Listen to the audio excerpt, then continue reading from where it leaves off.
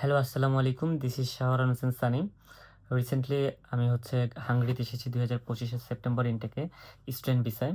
আমার সাবজেক্ট হচ্ছে structural engineering. So আমার কিভাবে আমি এপ্লাই করেছি, কি করেছি এগুলো আসলে এই ভিডিওতে আমি বলব না। যদি আপনারা কেউ জানতে চান, জানতে ইচ্ছুক হন অবশ্যই কমেন্টে জানাবেন। দেন আমি এটা নিয়ে একটা বড় ভিডিও বানাবো। কারণ এই ভিডিওটা বানাইতে অনেক কষ্ট হবে, আপনারাও জানেন। সো আচ্ছা, বেশি কথা না বাড়াই আজকের ভিডিওর মূল কাহিনী হচ্ছে আমি আমার প্লেন জার্নিটা বলব যে কি প্রবলেমের সম্মুখীন হইছি আমি ঢাকা থেকে শুরু করে এই পেক্সে আসা পর্যন্ত। ঠিক আছে? সো সর্বপ্রথম আমি যদি স্টার্ট করি শাহজালাল এয়ারপোর্ট থেকে। শাহজালাল এয়ারপোর্টে যখন আমি ভিতরে যাই বোর্ডিং পাস করার জন্য, তো তারা ওখানে আমাকে আটকায় দেয়। কেন আটকায় দেয়? তারা বলতেছে আমার কাছে নাকি অ্যাকসেপ্টেন্স লেটারের হার্ড হার্ড কপিটা নাই। সো ওখানে আমার কিছু মানে এখানের কিছু স্টুডেন্ট ছিল ডেব্রেসেনের। সো ডেব্রেসেন কি করে? ওরা হার্ড কপি পাঠায়। কোরিয়ারের মাধ্যমে অ্যাকসেপ্টেন্স লেটারের হার্ড কপিটা পাঠায়। অন্য কোনো ইউনিভার্সিটি হাঙ্গেরির পাঠায় না। সো এখন ওরা আমার হার্ড কপিই লাগবে ওদের। তাছাড়া আমাকে কোনোভাবেই বোর্ডিং পাস দিবে না। এখন পরে আমার এই ডেব্রেসেনের ওই যে স্টুডেন্টগুলা জিজ্ঞেস করতেছে, "ভাই তোমাদের ইউনিভার্সিটি থেকে কি কোনো হার্ড কপি তোমাদের কোরিয়ারের মাধ্যমে দেয় নাই?" পরে আমি বললাম যে, "না তো, কেন?" পরে বলে যে, "আমাদের তো দিছে।" পরে ওরাও বলল যে, "তাহলে এটা শুধু ডেব্রেসেন থেকেই দেয়, আর কোনো ইউনিভার্সিটি থেকে দেয় না।" তো পরে এরপরও তাদের হচ্ছেই না, তাদের কোনোভাবেই হবে না। সো এরপরও তারা আমাকে প্রায় ৪০-৪৫ মিনিট আটকে রাখে। বলে যে, কি জানি একটা কনফার্মেশন লাগবে। সো কনফার্মেশন পাওয়ার পর আমার আমাকে বোর্ডিং পাস দেয় প্রায় ৪৫ থেকে ৫০ মিনিট পর আমি দাঁড়ায় ছিলাম ওখানে। তো এরপর আমি যখন ভিতরে যাই, ভিতরে আসার পর ইমিগ্রেশনের জন্য গেছি। তো ওখান থেকে আমারে বলে, "যাও ভিসা চেক করে আসো।" শুধু এটা আমাকে না, অনেক স্টুডেন্টকে বলতেছে ভিসা চেক করে আসো।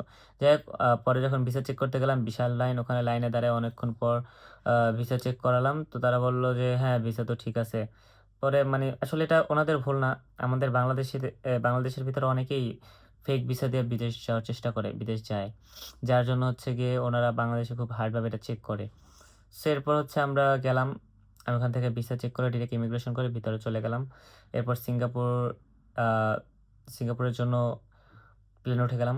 ওঠার পর আর মাঝখানে আর কোনো প্রবলেম ফেস করি নাই। জাস্ট চেকআপ করছে। আমার সব কটা যে আমার সাথে ছিল তার, আর কিছুই না। তো পরে গিয়ে সিঙ্গাপুর নামার পর ওখানে কিছুক্ষণ প্রায় ৪.৫ ঘন্টা ট্রানজিট ছিল। সিঙ্গাপুর এয়ারলাইন্সে ২ বার ট্রানজিট। একটা সিঙ্গাপুরে, একটা জার্মানিতে। সো ৪.৫ ঘন্টা ট্রানজিটের পর ওখানে আমরা যখন জার্মানির উদ্দেশ্যে যাই, তো সেখানে ওরা গিয়ে আমাদের এমনভাবে চেক করে যেন ভাই আমরা কি পাপ করে আসছি। সো ওখানে একবার চেক করছে। চেক করার পর আমাদের ভিতরে যাইতে দিছে। যে এরপর যখন প্লেনে উঠবো। তো যখন প্লেনে উঠবো তখন ওরা আমাদের যারা স্টুডেন্ট ছিলাম ওখানে সবাইকে আটকায় দিছে। কেন আটকাইছে? সবার ভিসা চেক করবে আস্তে। একেকজনের মনে হয় ৫ থেকে ৭ মিনিট ১০ মিনিট বসে ভিসা চেক করতেছে। আর আশেপাশে যারা অন্য কান্ট্রির ছিল সবাইরে যাইতে দিতেছে। আমাদের আটকায় রাখতেছে। ঠিক আছে? মানে এমন করে ভিসা চেক করতেছে পুরা। মনে হয় আর কোথাও চেক করা হয় না এমন। ঠিক আছে? আমরা কি পাপ করছি আমরা বাংলাদেশী। যাই হোক পরে সিঙ্গাপুর থেকে তো ওখানে আমরা চেক করার কিছু পাই নাই। কারণ আমরা তো রাইট ভিসায় আসছি। তো আমরা ওখান থেকে আসলাম। আসার পর ওখানে আমার অফার লেটার টা মেবি রাইখা দিছিল। ঠিক আছে? কেন রাখছে আমি জানি না। আর কাউটা রাখে নাই, আমারটা রাখছে। তো যাই হোক সম্ভবত আমি কারণ অফার লেটারটা পরে খুঁজে পাই নাই। আর ওখানে আমি বের করছিলাম। তো পরে ওই জায়গা থেকে যখন সিঙ্গাপুর এয়ারলাইন্সে আসার পর সিঙ্গাপুরে উম আপনার গিয়ে ওইখান থেকে জার্মানিতে নিয়ে আসে। জার্মানিতে নেওয়ার পর সর্বপ্রথম আমরা বের হই। বের হওয়ার পর জার্মানির এয়ারপোর্টটা অনেক অনেক বড়। এই মাথা থেকে ওই মাথা কত যে দৌড়াদৌড়ি করা লাগছে সবকিছু নিয়া। তো পরে আ আমরা একটা লাইনে দাঁড়াই। লাইনে দাঁড়ানোর পরে বিশাল বড় লাইন। ওইটা থেকে কোনোভাবে আস্তে করে যাই। যাওয়ার পর যখন ভিতরে গেছি, যাওয়ার পর ওখানে একটা চেক করে। ফার্স্ট একবার চেক করেই তো ভিতরে নিছে। পরে ওইখানে আরেকবার চেক করছে। আমি কি নিয়ে আসছি না আসছি ভাই পারে না ভাই সবকিছু খুইলা চেক করে। ঠিক আছে? আরও একটা পর্যন্ত খুইলা চেক করে। এমন একটা অবস্থা। পরে ওই জায়গা থেকে সবকিছু চেক করার পর ওই জায়গা থেকে যাই। জাস্ট একটা সিগন্যাল দেখতে যে আমাদের আ প্লেন এ তে। সো খুঁজতে বিশাল সময় লেগে যায়। ১০-১৫ মিনিট লাগছে জাস্ট ওখানে যাইতে ২-৩ বার লিফট চেঞ্জ করা লাগছে। সো ওখানে গিয়ে বসি। বসার পর এরপর চিন্তা করছিলাম যে হয়তো আমাদের আ এই এয়ারলাইন্সে খাবার দিবে। রাত্রের ডিনারটা দিবে। বাট যখন ওঠার পর আমাদের ২ টা চকোলেট দিছে আর ১ গ্লাস একটা ছোট বোতলে পানি দিছে। সো মন খারাপ নিয়া নামলাম ভাবলাম যে হাঙ্গেরির এয়ারপোর্টে নেমে কিছু খেয়ে নিবো। সো নামলাম 12টার দিকে, এয়ারপোর্টে কিচ্ছু নাই। ২ জন মানুষ এসেছিল। একজন হচ্ছে গিয়ে আপনার ২ জন না ৪ জন মানুষ। ২ জন হচ্ছে লাগেজগুলা বের করে দিচ্ছে। আর একজন সিম বিক্রির জন্য দোকানে দাঁড়িয়ে আছে। আর একজন হচ্ছে মানি চেঞ্জের জন্য। এই মানি চেঞ্জ কখনোই আপনি এয়ারপোর্টে মানি চেঞ্জ করবেন না। যদি আপনার খুব প্রয়োজন হয় তাহলে ২০ ইউরো কি ৩০ ইউরো এর বেশি করবেন না। কারণ ওরা আপনার ৩৩১ করে দেয়। ঠিক আছে? কিন্তু বাইরে যদি আপনি করেন ৩৯৭, ৯৬ করে পাবেন। কই ৩১, কই ৯৭, ৯৬। সো যাই হোক আমি ৩০ ইউরো করছিলাম। ৩০ ইউরো করার পর আমি ওই জায়গা থেকে হচ্ছে গিয়ে বের আর হইতে পারি নাই কারণ রাত্র হয়ে গেছে। তো পরে এখন আমি তো আসবো পেক্সে। এখন পেক্সে আসার রাস্তা আছে, একটা হচ্ছে ট্রেন আর হচ্ছে গিয়ে আপনার ট্যাক্সি। ঠিক আছে? আর আমার সাথে কেউ নাই। আমি একা। আমার সাথে কেউ নাই। সো আমি ২ টা গিওরের স্টুডেন্ট ছিল আমার সাথে। তো গায়র মেবি ওটা। যাই হোক। তো ওদেরকে নিয়ে আমি হচ্ছে গিয়ে আ ট্রেন স্টেশন পর্যন্ত যাই। যাওয়ার পর এখন ওদের টিকিট পইড়া গেছে আগে। ঠিক আছে? ওরা আগে চইলা গেছে। এখন আমি আমার স্টেশন খুঁজে পাচ্ছি না। কাউকে জিজ্ঞেস করলে পাচ্ছি না। স্ক্রিনে লেখা উঠলে পাচ্ছি না। ঠিক আছে? সো একটা হযবরলার মতো অবস্থা। এর মধ্যে স্টেশন যে মাস্টার তাকে জিজ্ঞেস করছি। সে বলতেছে যে, "হয় এই সাইড দিয়ে আসবে নাইলে এই সাইড দিয়ে আসবে।" এখন ওখানে যে ট্রেন, যদি আমি একটা ভুল ট্রেন উইঠা যাই, তাইলে আমার যা আমি নিয়ে আসছি তার সব খরচ হয়ে যাবে শুধু এই পর্যন্ত আসার জন্য। ঠিক আছে? তো পরে আরকি আমি হচ্ছে গিয়ে সাথে কেউ ছিল না। আর একটা ৩০ কেজির লাগেজ প্লাস কাঁধে ১০ কেজি।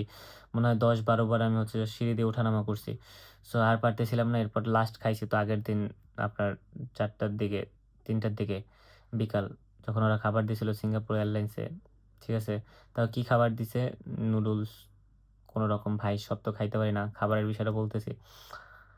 তো পরে আর না পাইরা আমি আসছি, ট্যাক্সি নিছি। ট্যাক্সিতে আমার ২০০ চইলা গেছে। সো আপনাদেরকে বলব যে আপনারা যদি আসেন একসাথে একা আসবেন না। ৪ জন, ২ জন, ৩ জন, ৪ জন করে নিয়ে আসবেন। আর যদি একা আসেন তাহলে সবকিছু আপনারা জেনে শুনে আসবেন যে কিভাবে ট্রেনে যাওয়া যায়। আর ওনাদেরকে হচ্ছে মোবাইলে ট্রান্সলেটর দেখাবেন। তাইলে হয়তোবা ওনারা বুঝতে পারবে যেটা আমি করিনি। আমার তখন ব্রেইন কাজ করতেছিল না। কোনোভাবেই ব্রেইন কাজ করতেছিল না। জাস্ট পেটের খিদায়। সো পরে আমার এই জায়গায় আমি ২০০ প্রায় চুনা খাইয়া গেছি। আর ওখানে টিকিট কাটছিলাম, ওখানেও খাইছি। সো এই ২ টা মিলায় মোটামুটি ৳২৩০ মতো চইলা গেছে আমার। ফাও জায়গায় মানে জাস্ট আসতে। সো এটা সবথেকে বড় প্রবলেম। এই জিনিসটা আপনারা খেয়াল রাখবেন। And the last one is খাবারের বিষয়টা। যখন আমরা ঢাকা থেকে হচ্ছে সিঙ্গাপুর উদ্দেশ্যে উঠি, তখন ওরা হচ্ছে একটা খাবার দেয়। ভাই নুডলসের সাথে চিকেন গন্ধ আসে কেমন জানি। দেখ আমি খাইতে পারি না। ওটা কোনরকম একটু খাইছি যে যাতে একটু শক্তি পাই। আর সাথে দিয়েছিল বাটার প্লাস হচ্ছে রুটি। ওইটা দিয়েছিল আরেকটা কেক দিয়েছিল মেবি। যাই হোক ওটা খাইছিলাম। এরপর হচ্ছে গিয়ে আসলাম আপনার আ যখন জার্মানিতে সিঙ্গাপুর থেকে উঠছি তখন তো ২ বার খাবার দেয়। ওই সেম অবস্থা। বাট লাস্টে যখন ফিশের নুডলসটা নিছিলাম, সো এটাতে মোটামুটি একটু খাইতে পারছিলাম। জাস্ট ভাই হয়তো অভ্যাস হয়ে গেছে আগের ২ বার খাওয়াতে। না হলে হচ্ছে জাস্ট পেটের খিদা ছিল তাই খাইয়া ফেলাইছি মোটামুটি। সো এই খাবারটা নিয়ে একটা প্রবলেমে পড়তে পারেন। এই আর কিছুই না। সাথে যদি কিছু শুকনা খাবার রাখতে পারেন তাহলে বেটার। আরেকটা কথা যে আ সিঙ্গাপুর এয়ারলাইন্স থেকে যখন যাবে মানে আপনারা নিজেদের কাছে তরল পদার্থের কিছু রাখবেন না। শ্যাম্পু থেকে শুরু করে কোনো কিছুই। কারণ এগুলো অনেক দাম দিয়ে হয়তোবা কিনবেন কিন্তু ওরা এগুলো সব রেখে দিবে। এগুলো যদি নিতে হয় তাহলে সব ওই বড় লাগেজে দিয়ে দিবেন। ঠিক আছে? সো আপনাদের যদি আরো কোনো ইনফরমেশন লাগে অবশ্যই আমাকে কমেন্টে জানাবেন। ইনশাআল্লাহ আমি আপনাদের সব ইনফরমেশন দেওয়ার চেষ্টা করব। অ্যান্ড আ আমি এখনো জব পাই নাই। আমি জব পাওয়া পর্যন্ত আপনাদেরকে সেটা দেখাবো কিভাবে জব পেতে পারেন। ঠিক আছে? সো আজকে এই পর্যন্তই। আসসালামু আলাইকুম এভরিওয়ান।